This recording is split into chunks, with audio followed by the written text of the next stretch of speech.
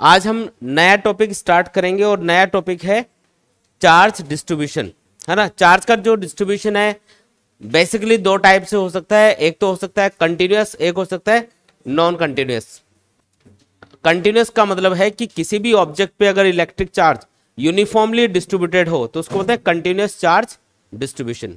एक होता है डिसकंटिन्यूअस या डिसकंटिन्यूअस ही बोलते हैं उसको। डिसकंटिन्यूअस चार्ज डिस्ट्रीब्यूशन का मतलब है कि किसी ऑब्जेक्ट पे जो इलेक्ट्रिक चार्ज है वो कहीं पे ज्यादा है कहीं पे कम है, तो उसको क्या बोलेंगे, डिसकंटिन्यूअस चार्ज डिस्ट्रीब्यूशन। भाई सिंपल सी बात है कि चार्ज का जो डिस्ट्रीब्यूशन है वो दो तरीके से हो सकता है, मेनली दो तरीके से। एक तो यूनिफॉर्मली डिस्ट्रीब्यूट कर दो, मान लो आपका किसी दिन बर्थडे है और आप टॉफियां लेके आए और सबको आपने एक एक टॉफी दी, मेरे को 5 टॉफी दी, तो इसका मतलब कौन सा डिस्ट्रीब्यूशन है, हाँ डिसकंटिन्यूअस। मतलब आपस में जो आपने डिस्ट्रीब्यूशन किया वो तो था कंटिन्यूअस, लेकिन मेरे को जो दे रहे हो वो क्या हो गया, डिसकंटिन्यूअस हो गया। तो डिसकंटिन्यूअस डिस्ट्रीब्यूशन का जो एग्जाम्पल वो ये है कि अगर आप किसी नॉन यूनिफॉर्म शेप के ऑब्जेक्ट को लेते हो, नॉन यूनिफॉर्म शेप का मतलब है टेढ़ा मेढ़ा ऑब्जेक्ट कैसा भी, कहीं से नुकीला है, कहीं से फ्लैट है, कहीं से राउंड है, इस तरीके का, तो उस ऑब्जेक्ट के ऊपर जो इलेक्ट्रिक चार्ज होगा वो कहीं पे ज्यादा होगा कहीं पे कम होगा। अच्छा, चार्ज की डेंसिटी सबसे ज्यादा कहाँ होगी, उस पर जो पॉइंटेड एंड होंगे। ये याद रखना है कि जब भी किसी नॉन यूनिफॉर्म शेप के ऑब्जेक्ट को आप इलेक्ट्रिकली चार्ज करते हो तो उसके जो पॉइंटेड एंड होते हैं, जो उसके नुकीले सिरे होंगे, वहां पे चार्ज की डेंसिटी सबसे ज्यादा होगी, वहां पे सरफेस चार्ज डेंसिटी क्या होती है, सबसे ज्यादा। ठीक है, ये याद रखना है। तो एक तो होता है कंटिन्यूअस या यूनिफॉर्म चार्ज डिस्ट्रीब्यूशन, एक होता है नॉन यूनिफॉर्म या डिसकंटिन्यूअस चार्ज डिस्ट्रीब्यूशन। तो नॉन यूनिफॉर्म का तो बता ही दिया आपको कि भी नॉन यूनिफॉर्मली डिस्ट्रीब्यूटेड होगा, और जब भी उसकी कैलकुलेशन करेंगे तो वो सारा का सारा चार्ज हम ऑब्जेक्ट के सेंटर पे मान लेते हैं और उसको हम बोलते हैं पॉइंट चार्ज। पॉइंट चार्ज एक कॉन्सेप्ट होता है जिसमें हम ऑब्जेक्ट के टोटल चार्ज को उसके सेंटर पे कॉन्सेंट्रेटेड मान लेते हैं और कैलकुलेशन कर लेते हैं। ठीक है, इजी करने के लिए होता है कैलकुलेशन। दूसरा जो डिस्ट्रीब्यूशन मैंने बताया आपको कंटिन्यूअस चार्ज डिस्ट्रीब्यूशन, वो बेसिकली 3 टाइप का होगा, उसको हम डिटेल में स्टडी करेंगे। कौन सा चार्ज का distribution, continuous, continuous charge distribution. जो कंटिन्यूअस चार्ज डिस्ट्रीब्यूशन है उसमें पहला टाइप है लीनियर चार्ज डिस्ट्रीब्यूशन। कौन सा, लीनियर चार्ज डिस्ट्रीब्यूशन।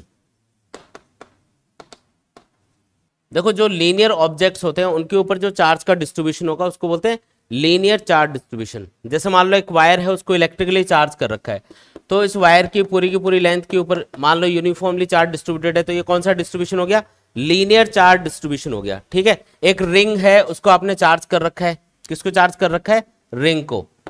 एक मेटल की रिंग है और उसको आपने चार्ज कर दिया, तो उसकी पूरी लेंथ के ऊपर इलेक्ट्रिक चार्ज होगा, तो इसको हम क्या बोलेंगे, लीनियर चार्ज डिस्ट्रीब्यूशन, जिसमें लाइन जैसे ऑब्जेक्ट के ऊपर इलेक्ट्रिक चार्ज होता है। लाइन जैसा ऑब्जेक्ट होना चाहिए, पतला, मतलब उसका सरफेस एरिया मिनिमम होना चाहिए। ये क्या चीज है, रिंग। तो कोई मेटल की रिंग हो सकती है या कोई वायर हो सकता है, जब इनको इलेक्ट्रिकली चार्ज करोगे तो चार्ज इनकी पूरी लेंथ के ऊपर रहेगा, और अगर ये यूनिफॉर्मली डिस्ट्रीब्यूटेड है तो इसको हम बोलेंगे यूनिफॉर्म चार्ज डिस्ट्रीब्यूशन। और ये कौन सा टाइप का चार्ज डिस्ट्रीब्यूशन है, linear charge distribution. Linear objects पे जो चार्ज का डिस्ट्रीब्यूशन होगा वो क्या होगा, लीनियर चार्ज डिस्ट्रीब्यूशन। इसको डिफाइन करने के लिए हम एक टर्म यूज करेंगे जिसको बोलते हैं linear charge density. Linear charge density, क्या नाम है टर्म का, लीनियर चार्ज डेंसिटी। इसका फॉर्मूला होता है Q/L। Charge per unit length is called linear charge density. किसी भी ऑब्जेक्ट के ऊपर यूनिट लेंथ के ऊपर कितना चार्ज है, किसी लीनियर ऑब्जेक्ट के ऊपर यूनिट लेंथ पे कितना चार्ज है, उसको बोलते हैं लीनियर चार्ज डेंसिटी। मान लो आपके पास 10 मीटर लंबा कोई वायर है, उसको आपने इलेक्ट्रिकली चार्ज किया, उस पर 100 कूलाम चार्ज आ गया, तो उसकी लीनियर चार्ज डेंसिटी कितनी होगी, तो 100 कूलाम को डिवाइड कर दो 10 मीटर से, तो क्या आएगा, 10 कूलाम पर मीटर। उसी को हम क्या बोलेंगे, लीनियर चार्ज डेंसिटी। क्या बोलेंगे उसको, लीनियर चार्ज डेंसिटी। ऐसा यूनिट क्या होगी इसकी, कूलाम पर मीटर, ये इसकी ऐसा यूनिट होगी। ठीक है, इसी तरीके से जो दूसरा चार्ज का डिस्ट्रीब्यूशन है वो है सरफेस चार्ज डिस्ट्रीब्यूशन। कौन सा है, सरफेस चार्ज डिस्ट्रीब्यूशन। दूसरा जो चार्ज का डिस्ट्रीब्यूशन है उसका नाम है सरफेस चार्ज डिस्ट्रीब्यूशन, जिसमें ऑब्जेक्ट्स की सरफेस के ऊपर चार्ज यूनिफॉर्मली डिस्ट्रीब्यूटेड होगा। फॉर एग्जांपल एक मेटल की शीट है, उसको इलेक्ट्रिकली चार्ज किया तो पूरी सरफेस के ऊपर चार्ज यूनिफॉर्मली डिस्ट्रीब्यूटेड है, हो सकता है कोई मेटल का स्फेयर हो, मेटल का स्फेयर है उसको इलेक्ट्रिकली चार्ज किया तो पूरी स्फेयर की सरफेस के ऊपर इलेक्ट्रिक चार्ज यूनिफॉर्मली डिस्ट्रीब्यूटेड है, तो ये क्या हो गया, ये भी यूनिफॉर्म सरफेस चार्ज डिस्ट्रीब्यूशन का एक एग्जांपल हो गया। तो कोई मेटल स्फेयर हो सकता है, कोई प्लेन शीट हो सकती है मेटल की जिसको आपने इलेक्ट्रिकली चार्ज कर रखा है, तो इनकी पूरी सरफेस पे जो चार्ज होगा वो यूनिफॉर्मली डिस्ट्रीब्यूटेड होगा। कैसे होगा, यूनिफॉर्मली डिस्ट्रीब्यूटेड। तो इसको हम क्या बोलेंगे, सरफेस चार्ज डिस्ट्रीब्यूशन।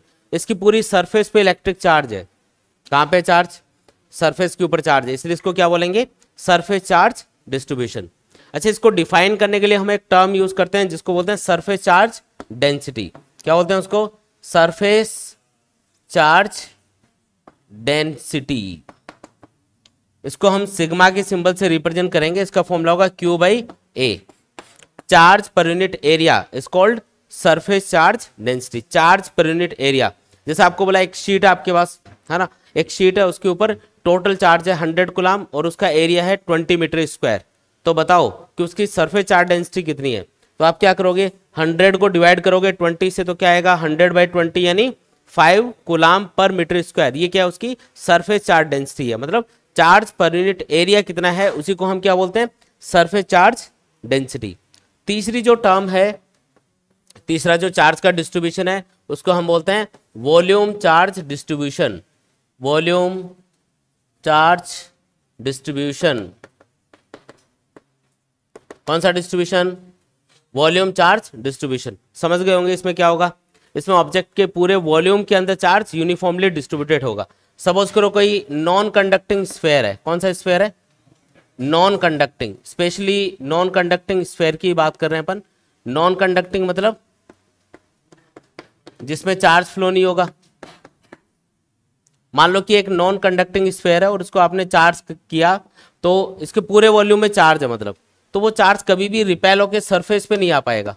अगर जब इसको बनाया होगा आपने स्फेयर को, उस टाइम पे अगर इसके अंदर पूरे वॉल्यूम में चार्ज यूनिफॉर्मली डिस्ट्रीब्यूटेड था तो ये कभी भी एक दूसरे से रिपेल होकर सरफेस पे नहीं आ पाएगा। क्यों नहीं आएगा, क्योंकि ये मटेरियल कैसा है, नॉन कंडक्टिंग, और नॉन कंडक्टिंग या इंसुलेटिंग मटेरियल के अंदर चार्ज फ्लो होता है क्या, नहीं होता है। इसका मतलब ये है कि ये जो स्फेयर है इस पे जहां पे चार्ज है वो वहीं पे रहेगा। अगर पूरे वॉल्यूम में यूनिफॉर्मली डिस्ट्रीब्यूटेड है तो वो एज इट इज यहीं पे रहेगा।